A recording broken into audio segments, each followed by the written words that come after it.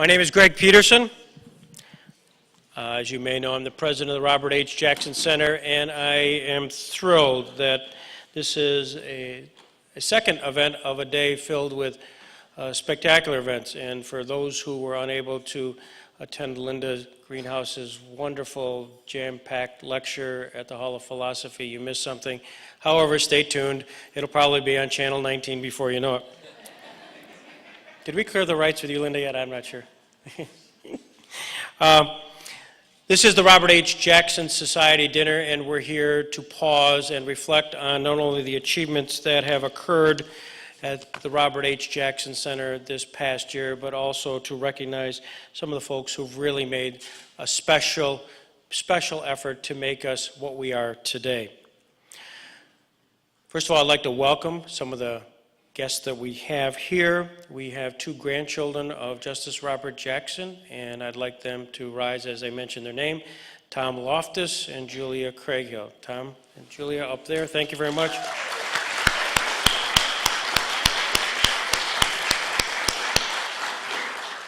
Julia came in from Virginia this morning, and Tom will do anything for a free meal, so we appreciate it. Also, this place doesn't operate without the wonderful work of our staff, and to Raleigh Kidder, our executive director, yes.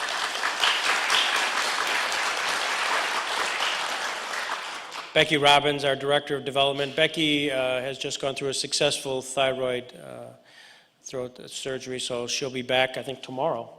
But it's good news on that front, but she's gone through a little bit, but she's done a marvelous job. Carol Drake, Carol, who runs the whole place, wherever she is.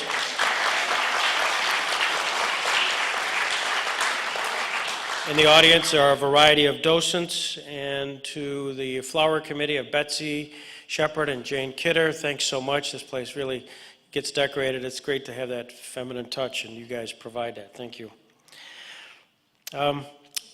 This event today would not have occurred without with sponsors who've really made a special effort to make sure it happened.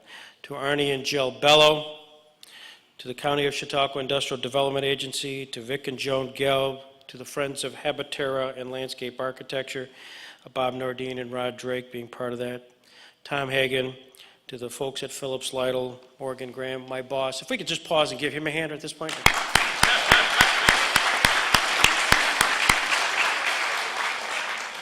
I've got to do it. He supports the fact that I play around with this, so thank you, Morgan. And certainly the folks at Chautauqua Institution. To all of them, we say thank you very much for making this possible.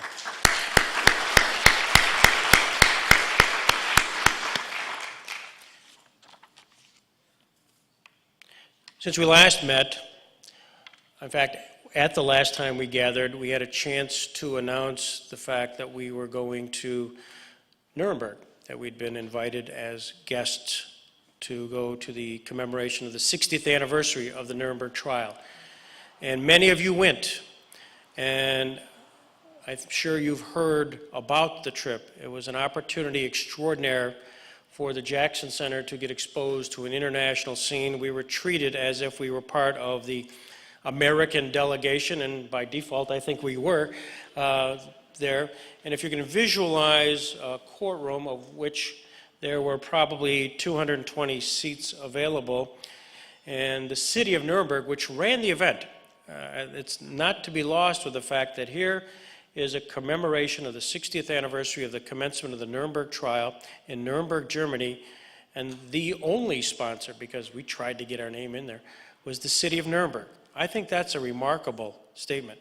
It wasn't the folks from the United States, France, Britain, or Russia. It was the city of Nuremberg pausing and commemorating that cathartic moment in their political career. But we were very much part of that, and for 55 of us who went there, we took up a quarter of the seats. I think to the chagrin of perhaps some of the city councilmen who were unable to attend, but we were treated and put on a little elevated status. So that was a big event this past year. We also had an extraordinary event at Chautauqua Institution in collaboration with the State University of New York at Fredonia, where we paused and brought in 40-some scholars to reflect on that 60th anniversary of the Nuremberg trial. We've also had events this most recently celebrating the case of West Virginia versus Barnett, where in collaboration with the Supreme Court Historical Society, we had an event here where we had the Barnett sisters join us together with a member of the Supreme Court, Bennett Bosky, who was the law clerk for Chief Justice Harlan Stone, and John Barrett moderated what I thought was probably one of its unique opportunities where you had the actual petitioners slash plaintiffs in the same panel with the court. They hadn't seen each other. Normally it's just a name on a paper. But here, this was something unique, and the Supreme Court Historical Society, among others, found that to be an extraordinary opportunity. We also had Joe Persico, who wrote the book Infamy on Trial, come here. He doesn't do much of that, but he was willing to pause and to talk about that book, his experience in researching the Nuremberg trial, all part of the commemoration of the 60th anniversary. Also, we've had a variety of other event-based education programs, and one of them, which has been a packed house for ever since we've done it, is Emmy Award-winning Aaron Beckwith coming to talk to fourth graders. And he talks to fourth graders about Follow the North Star movie, and to Aaron and his wife Mildred of a couple of years, we say thank you, and they're right here and they're joining us tonight, so thank you very much, Aaron.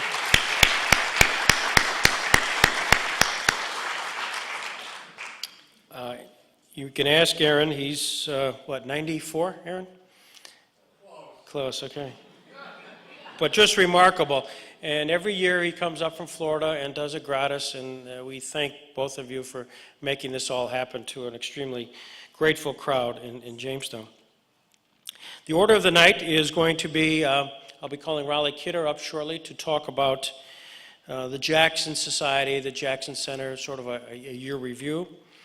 I'll have a chance to talk a little bit more about our guest lecturer today, Linda Greenhouse, and then we have a very special tribute before we will then close the festivities up here. We will then adjourn to go downstairs, and after we get done with our meal, we'll be treated with the best dessert you could possibly have, and that's Professor Barrett, who'll be sharing his remarks on a subject of Jackson in Germany, 1946 to 2006, having just returned back from Germany. So that's the order of the day. You need to know that this is the largest crowd we've ever had for a Jackson Society event. This is the largest number of members we've ever had in the Jackson Society. And so yes.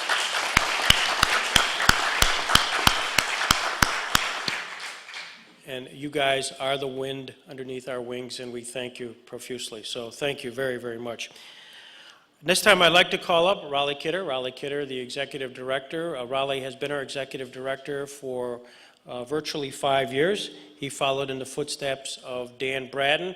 Dan, who was with us from the first few months, and to Juanita, we pause and we always have to reflect on the wonderful contribution that Dan made to our center, where shortly after we got started with a sense of emotion and excitement, he came up and volunteered his service to be the executive director.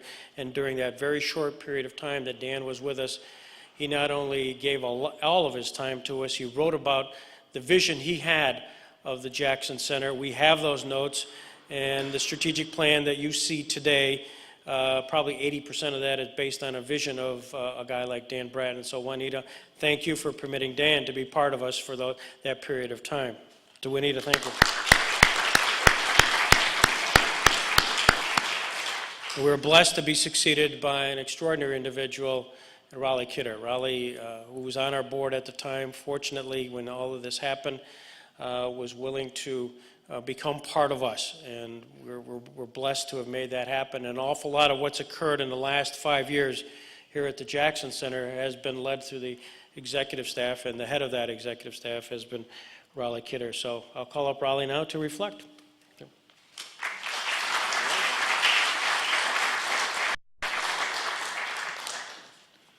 Well, it's nice to have you here. We worked like the devil to get some air conditioning in here tonight, and you can see the vents right up over your head. But unfortunately, there's nothing coming through them yet. But The air conditioner is actually outside. It's a pretty tall structure. If you go up the 5th Street side, you'll wonder what that is. That's our new air conditioner. And in 2 weeks from now, if we would have had this event, we'd all be sitting here in an air-conditioned auditorium. But next year, I promise you.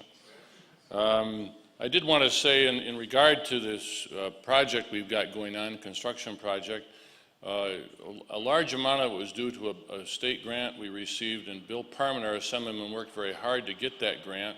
And Lori Cornell, who works for Bill, is here tonight. So if you have a chance to express your thanks through Lori to Bill, I think that'd be very appropriate. And I haven't stopped with Bill yet. I've got another request in.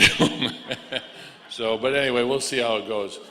What we want to do, though, in this auditorium is finish it. We need to, one of our thoughts is to bring those seats you're in out a little bit further, and at least for the few first rows, not have quite a steep a climb to get up in there. It's a little bit, your knees are in the back of somebody else's head, and it's a little tough. And so I think we should, at least for part of this auditorium, maybe flatten out the incline a little bit. We have some lighting issues. Ed over here is the sound system you're listening to tonight is new, thanks to the Lenna Foundation. We have to do a little adjusting of our new speakers, but I'd be interested in what you think of the acoustics tonight, because we're under a separate grant that Ed's been helping us with. We're moving along there. Some of you I took into this area on my left, and as you go out, it'll be on your left. The doorway there is actually a false wall. It'll be coming down in a couple of weeks.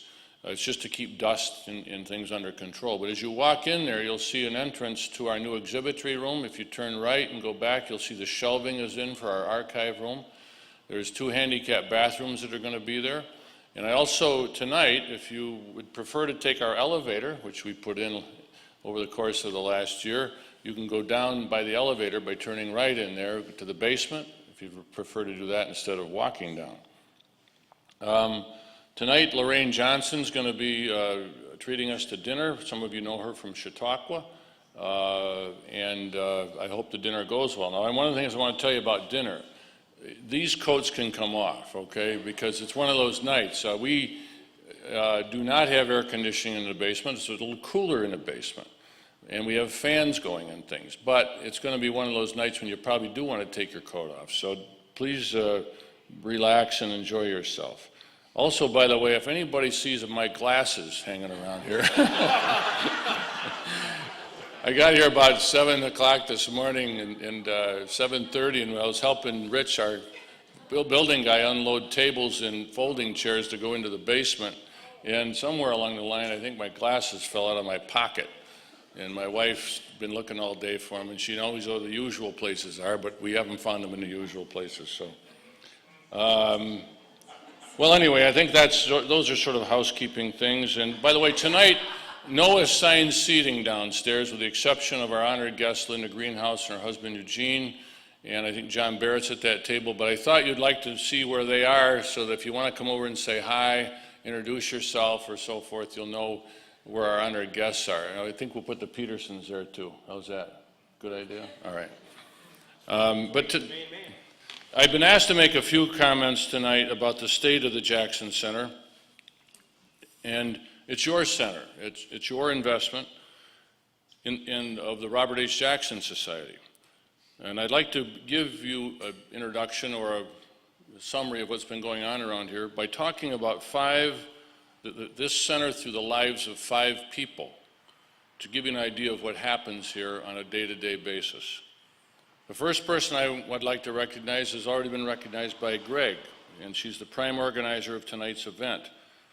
She's a person who always says yes, never says no. There's nothing she won't tackle, no challenge too great. She's multitask personified, which is not me. She's scheduling the center, organizing the volunteers and docents, typing the letters, and she's finding a way tonight for 125 people to have a wonderful evening here at the Jackson Center. And she always does it with a good word and a good smile. And I think the first person that tells you what the Jackson Center is all about that I want to mention tonight is Carol Drake. So.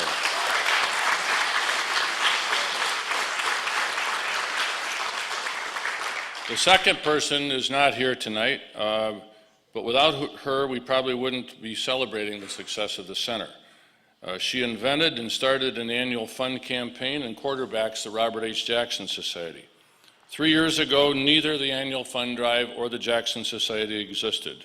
Today, they are the largest contributor to our financial revenues. If she hasn't called you for your renewal, she will be. Or she will bird dog Greg Peterson or me into calling you. This year, she faced the challenge of thyroid surgery, and tonight is absent because she's finishing her final and successful steps in her medical treatment. But Becky's day-to-day dedication to the Jackson Center and its financial well-being is what makes good things happen here. And she has strong Chautauqua roots, as all of you know, who are from Chautauqua. And so I think we should tonight recognize the person who really makes a lot of good things happen, especially on the financial side, Rebecca Irwin Becky Robbins.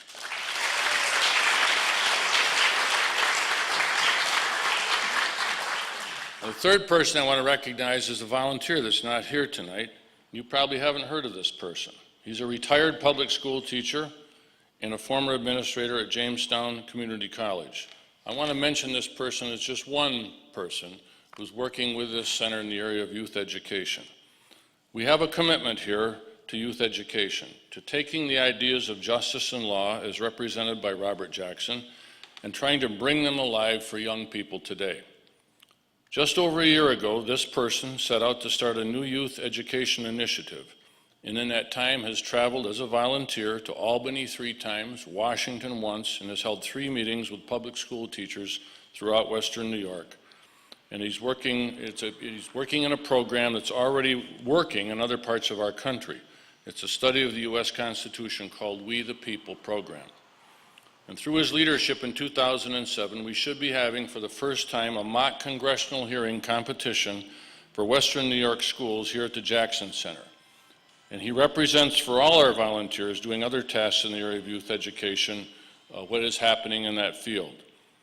And this volunteer that I'd like to recognize tonight, although he's not here, is a Fredonia resident, John Ames.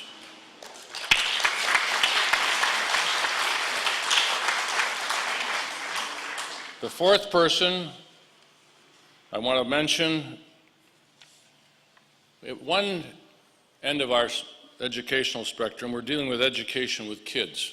This is quite a place, the Jackson Center. At the other end, we're dealing with post-law school events and with the Jackson Legacy in International Law. Most of you know this man. He has practiced law since 1936. He's a World War II veteran. Last year, he lectured at an event we attended in Nuremberg. This year, he has invited us to a conference he is sponsoring in St. Louis, and you'll see a letter from him on your plates tonight. In April of this year, I was privileged to accompany him to the annual dinner of the Santa Monica Bar Association, where he spoke on the impact of the Nuremberg trial 60 years ago and of its relevance today.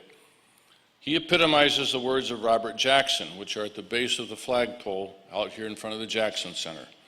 Jackson's words written in the New York Times, Linda, 1945, quote, "If we can root out of men's thinking the ideas that all wars are legal, at last we will have mobilized the forces of law on the side of peace." Whitney Harris has dedicated most of his life attempting to mobilize the forces of law on the side of peace. He spoke in Santa Monica for nearly an hour. People asked questions for another half an hour. Nobody left. Jackson Society members, Arnie and Jill Bellow, were there, and they can testify to this. After the event, he signed books and talked to people for 45 minutes. We received letters and emails about the impact he had made in people's lives at this event. He represents all the good things at the Jackson Center that the Jackson Center is doing to advance Justice Jackson's legacy at Nuremberg, where aggressive war and the crimes associated with it came under the scrutiny of international law. And tonight I'd like to recognize the work not only of Whitney Harris, but all of their working in this area at the Jackson Center of International Law.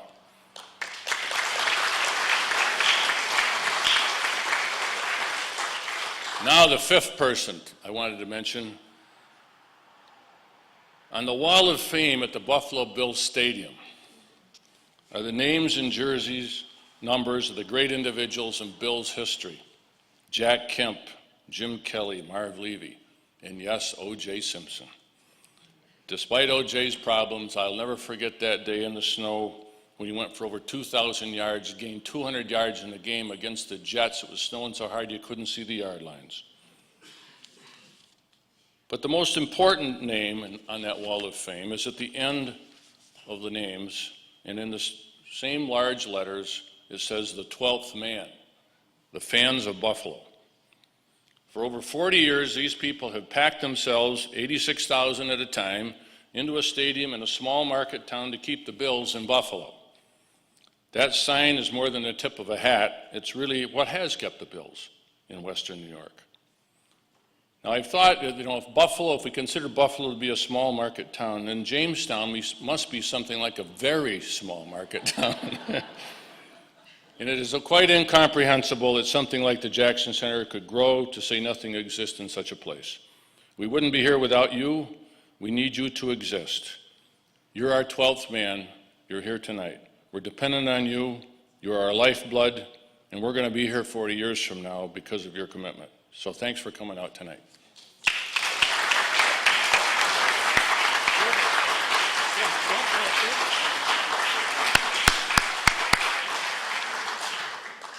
Thank you, Raleigh. Appreciate it. We were blessed today, as we were last night, to be in the company of two extraordinary individuals.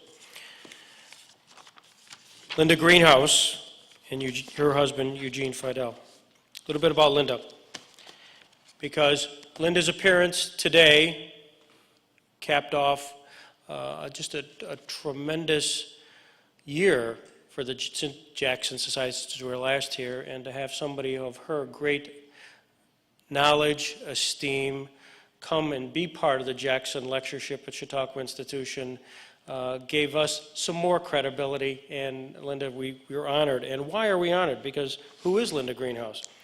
She's been the Supreme Court correspondent for the New York Times since 1978.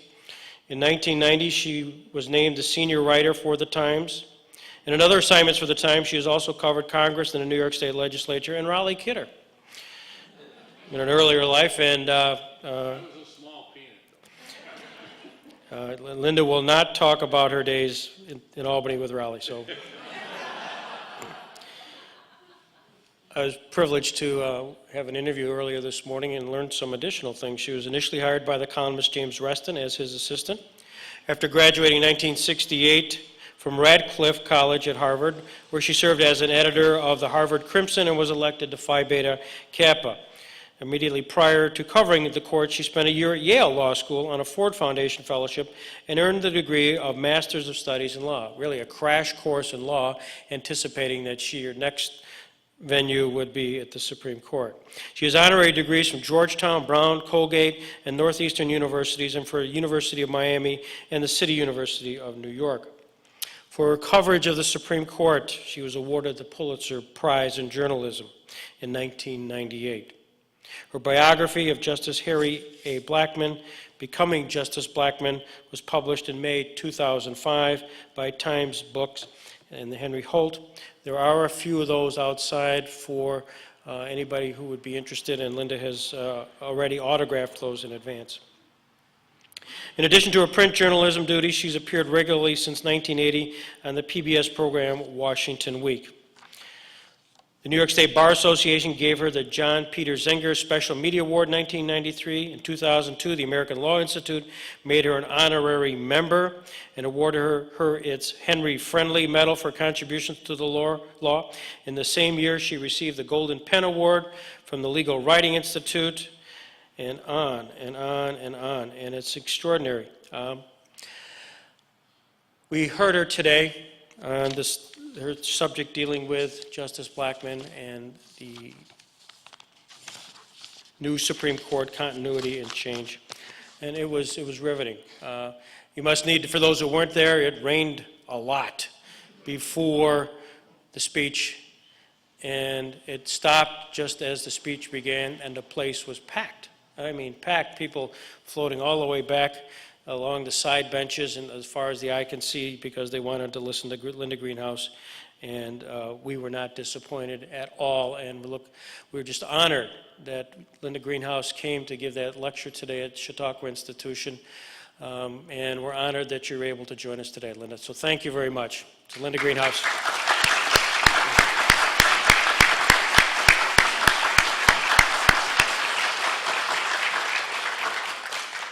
She's joined by her husband, Eugene Fidel, and he's got a career a mile long as one of the foremost military law experts in the area.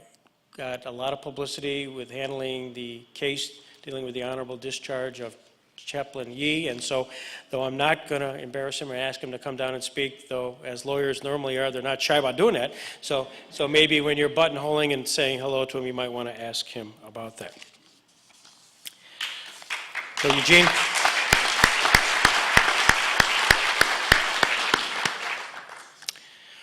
Our last piece of business up here today, I want to set a scene. I want to set a scene here in this auditorium. It was January 2001. And a month prior to that time, I invited our honored individual together with Carl Kappa and a member of the Gebby Foundation to my office to watch a short 10-minute copyright violated video that I showed on Justice Jackson and his days at Nuremberg, saying, isn't it unbelievable that a guy from Jamestown, New York could be center stage at one of the foremost trials of the 20th century, and we should probably pause and do something about that.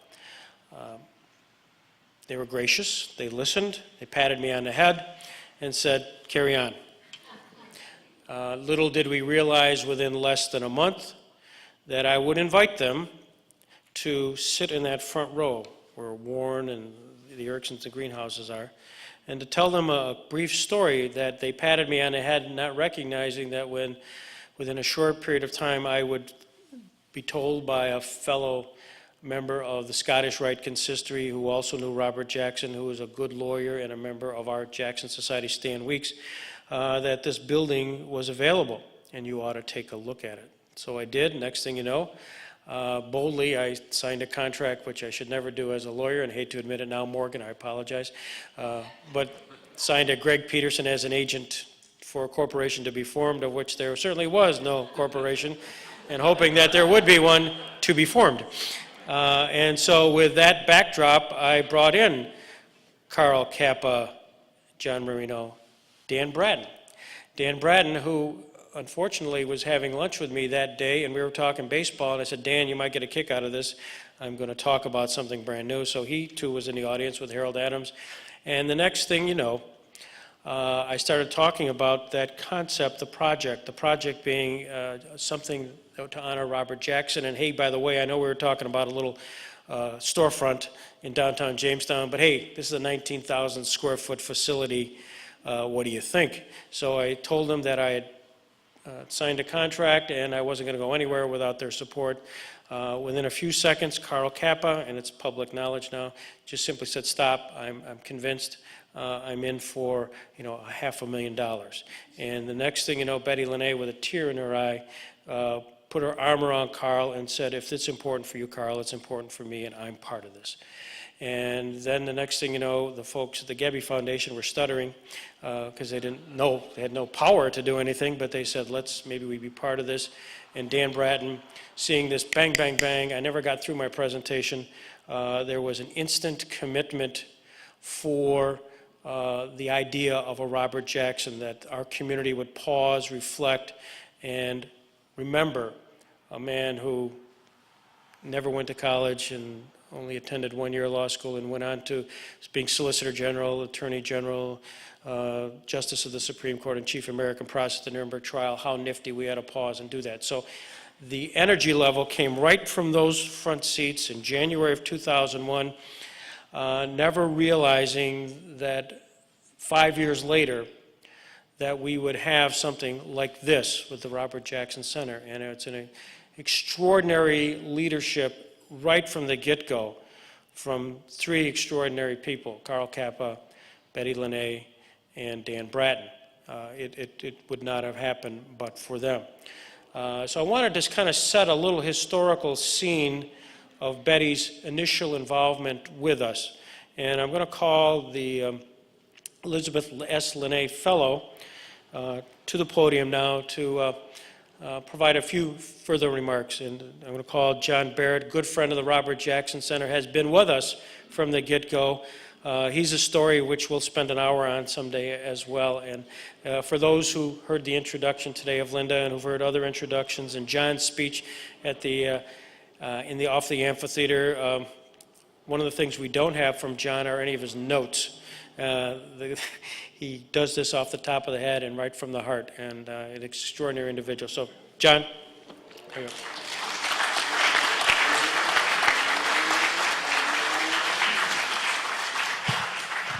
Thank you very much. It's always a pleasure to be with all of you and to be in this place and to be together with you in this endeavor.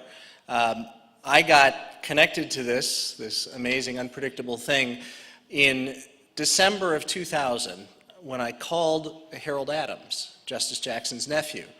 And I had previously gotten acquainted with Justice Jackson's son, and my project, completely undefined, was certainly gaining traction, and I was reading about Jamestown, and somebody mentioned that there was a nephew, and I called Harold.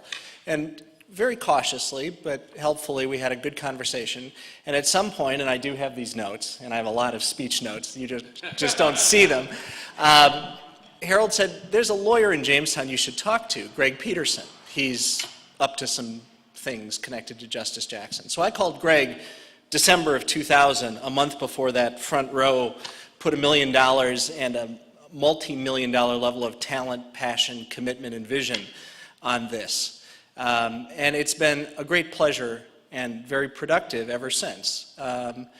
All of which is to the credit not of any of us, but to Robert Jackson. It's not dumb luck. It's to our credit that we're enlisted and we found this and we're working this.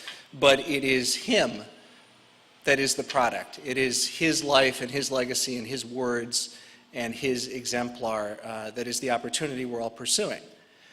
The particular piece I want to talk about is the pleasure and the honor of getting to do what I do as not just a professor of law, but as the Elizabeth S. Lenna Fellow at this institution, at this Jackson Center.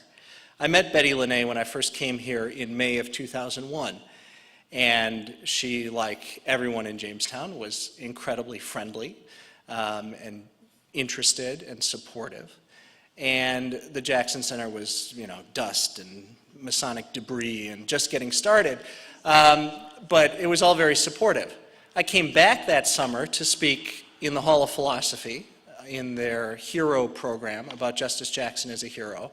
And on that occasion, Betty had me over to her home in Chautauqua, the Packard Mansion. And I already knew she was a generous, leading, founding mother of this institution. But I'd never been in a house like the Packard Mansion. And she said, and I can hear these words and will always remember this, make yourself at home. Well, many of you know the house. I stood there on eggshells, and I did not behave as I behave in my own home. Shortly thereafter, through Greg, through the Jackson Center, and directly through Betty came an extraordinary offer. It actually happened as my dean was talking to me about assuming a chair at our School of Law. And the offer from the Jackson Center was, would you be interested in formalizing an affiliation? I thought, I can't move to Jamestown. I don't know what exactly that means. Now, could we put a title on you? Could we begin to work with you? Could we partner and program and so forth?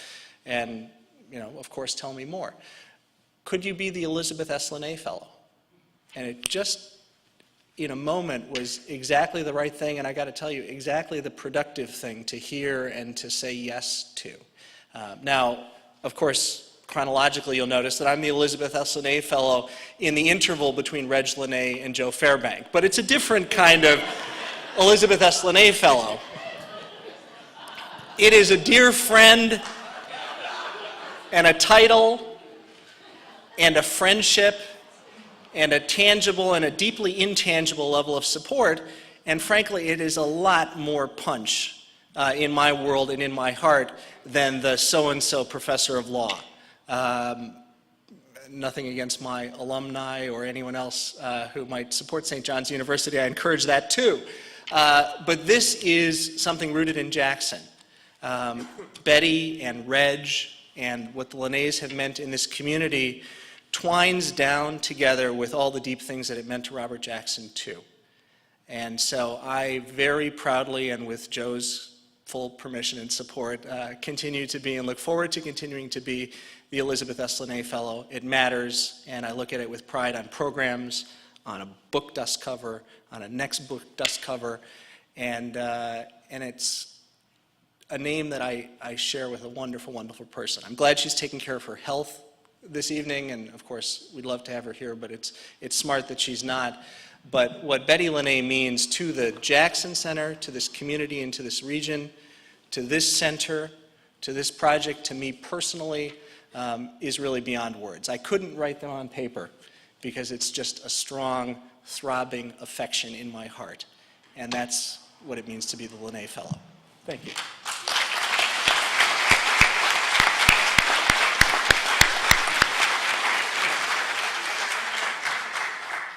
To conclude the activities up here tonight, I'd like to call Joe Johnson forward. Joe is the Executive Director of the Elizabeth Lenna Foundation.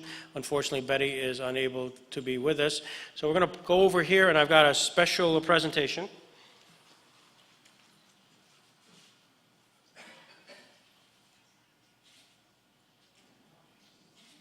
So Joe, if you would deliver this to Betty Lenna. This is a signed lithograph print of Justice Jackson, signed by Bell Colburn, and there's about 4 or 5 of these out, the guys like Rehnquist and now Elizabeth Betty Lenna. So to Joe, thank you very much, and I appreciate everything that the foundation has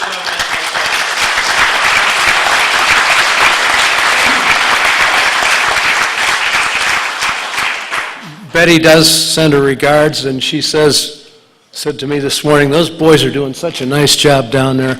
I just like those boys a lot. She's very committed to this center, and it's a great jewel in the crown of Jamestown. Thanks, guys. Thanks, Joe.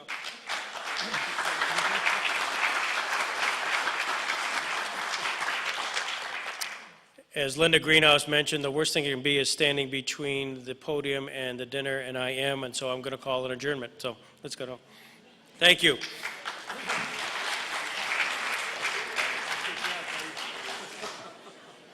Keep it short enough? That was terrific. Thank you.